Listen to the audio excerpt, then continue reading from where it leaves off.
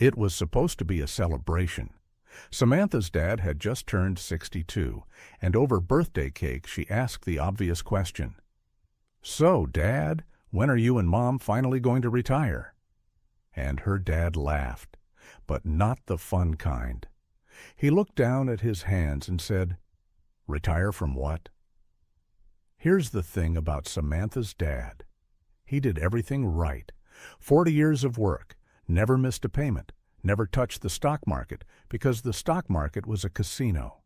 Every month he saved, faithfully, into an account that paid him almost nothing. He followed all the rules, and the rules left him with another decade of work he doesn't want.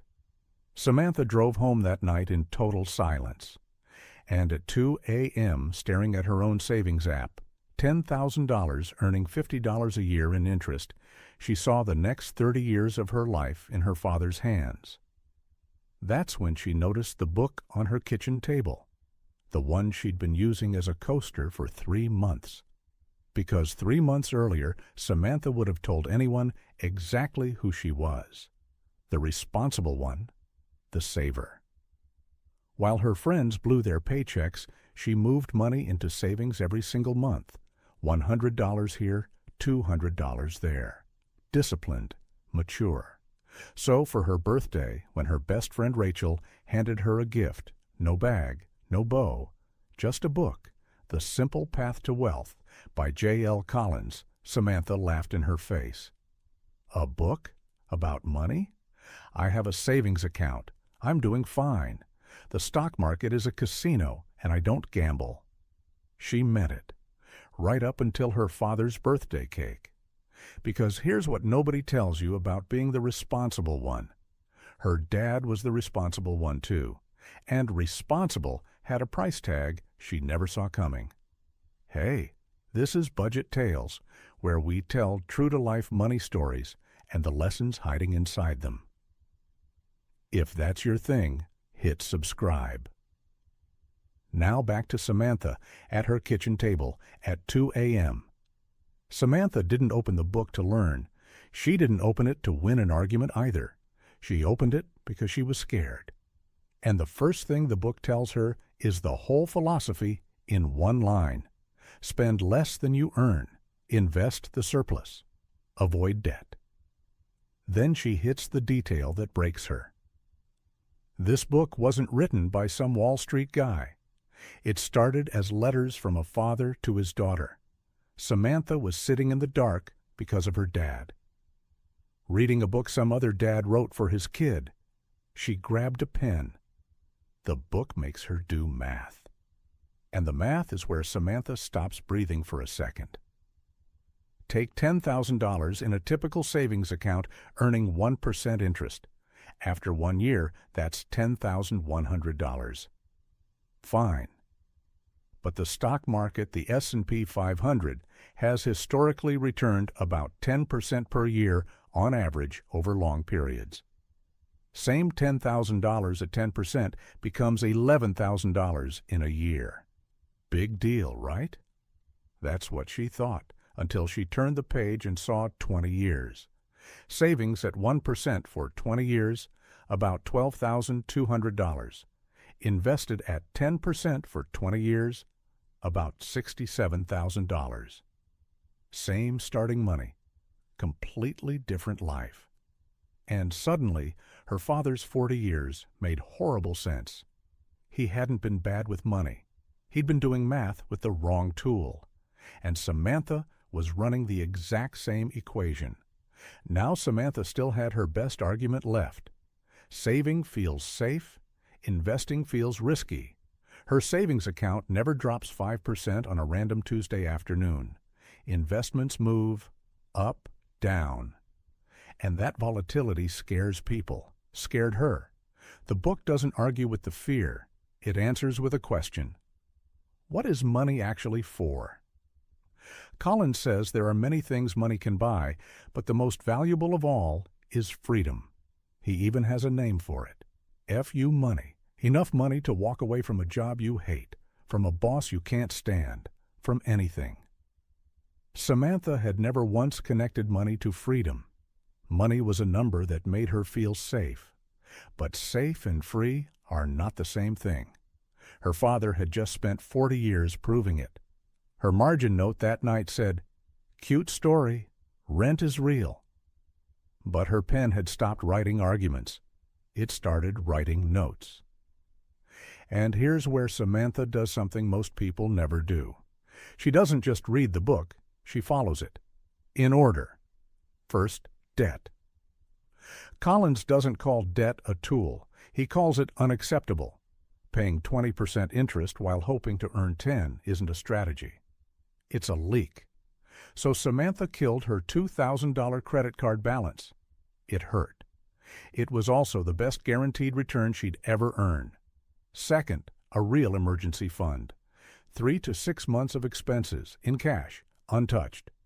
This money isn't for investing. It's for job loss, medical bills, car repairs. Because the biggest reason people panic sell investments is needing the money too soon. An emergency fund protects the investments from real life. Third, she separates her money into 2 buckets, safety money and growth money. She took this so literally, she renamed her bank accounts. Safety. Growth. Every payday, the money split automatically. Fourth, she starts small. 1 automatic transfer, $300 a month. The goal isn't getting rich by Friday. It's building the habit, because habits matter more than timing. But invest in what? Samantha pictured day traders, options, crypto bros, 17 squiggly charts. The book laughs at all of it. Its famous answer is one single fund, a total stock market index fund. One purchase, and you own a piece of virtually every public company in America. And here's the part that converted her. The index is self-cleansing. Failing companies fall out. Winners grow and take their place. She'd never have to find the next big thing. She'd own all of them, forever, automatically. The book even points out that most professional stock pickers, people paid millions to beat the market, lose to that same boring index over time. Warren Buffett has recommended low-cost index funds for decades. Samantha's margin note, boring. Then, underneath, in smaller handwriting, boring might be the point. Then she did the napkin math.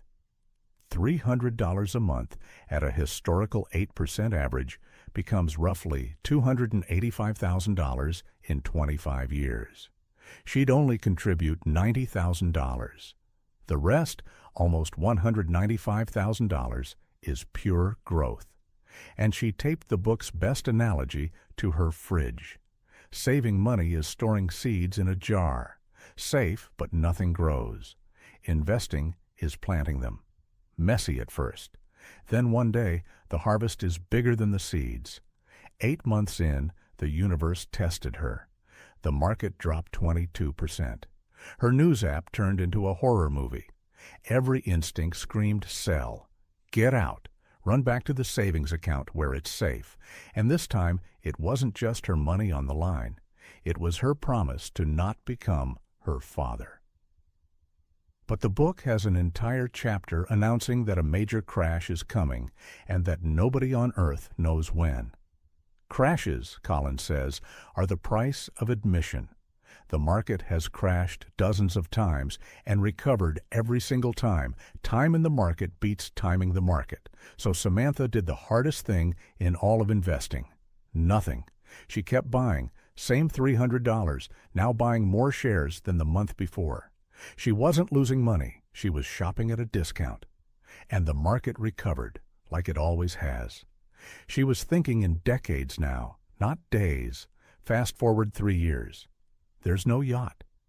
Samantha's net worth chart is a slow, steady staircase. Debt gone.